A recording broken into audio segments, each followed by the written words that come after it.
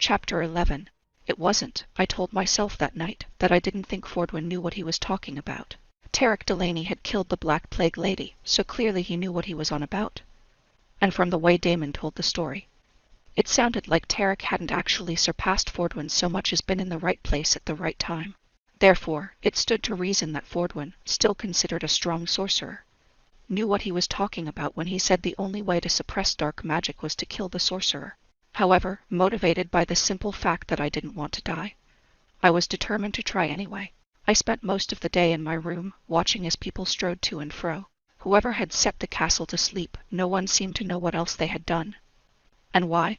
And as for why I alone had remained awake, well, I wasn't going to betray myself by asking that question aloud.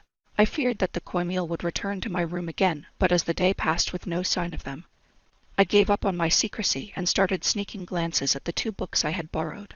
Fordwin discussed fire, his specialty, in depth, but there seemed little I could use from his discussion of technique. Without fire of my own, how could I burn away the magic or make a wall from fire between myself and my powers? The book on the types of magic gave me little more to work with, though I learned more about the way magic spread in the world.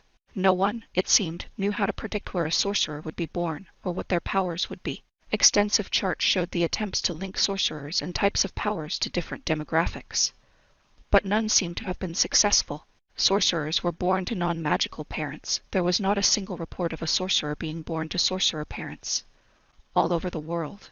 And Damon was right. About half of them were consumed by their own powers in early childhood. There were stories, though I could only stomach a few before I leafed forward in the book.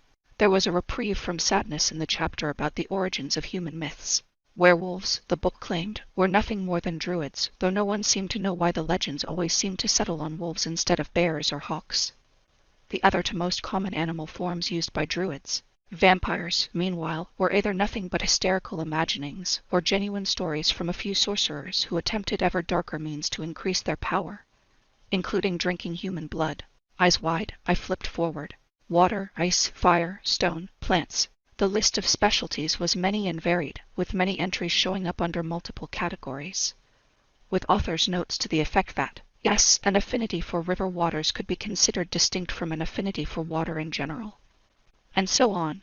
There were stories of famous sorcerers and noteworthy magical events, but though I read carefully, I saw no mention of sorcerers losing their magic or locking it away, which just meant I was going to have to come up with my own way.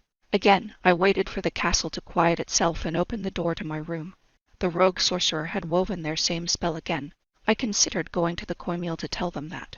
Wait, what was I planning to tell them? That someone was walking the halls of the castle, taking nothing and doing no harm. I shook my head at my own foolishness. In any case, I knew the Cormeal would only have questions about my imperviousness to the spell, and I didn't feel like answering those. I walked down the stairs more confidently this time. I had a plan and an idea of what I must do. I made my way across the gravel walkways to the large gates and stood in front of them until they swung open silently to let me out. I paused there. I looked over my shoulder to the towers and wondered where Damon was. It had only occurred to me now that if the spell succeeded, the castle might vanish.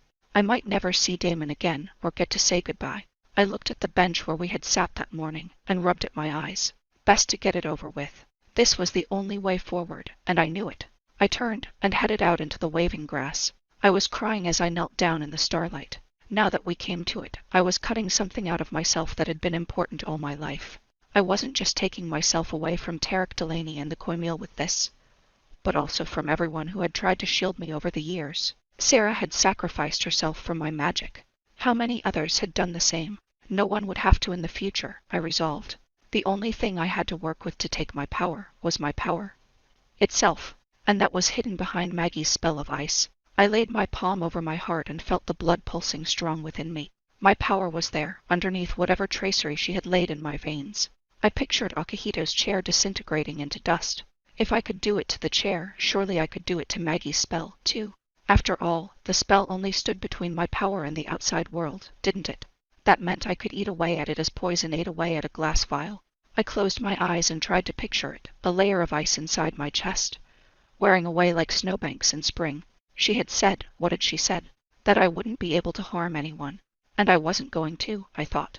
I didn't know if the spell could hear me, but there was no harm in reassuring it. Surely. Except there was something wrong. The pain hit me without warning, and I doubled over on the ground. My blood was ice cold. It was shattering. The shards would kill me. I couldn't move. I was going to die here. Someone flipped me over onto my back and laid a hand over my heart. There was warmth, blessed warmth, and the pain receded gradually as the heat seeped into me. I sagged back on the ground, eyes closed, panting in pain. So, Damon's voice was halfway between amused and annoyed. Are you going to tell me what you were trying to do?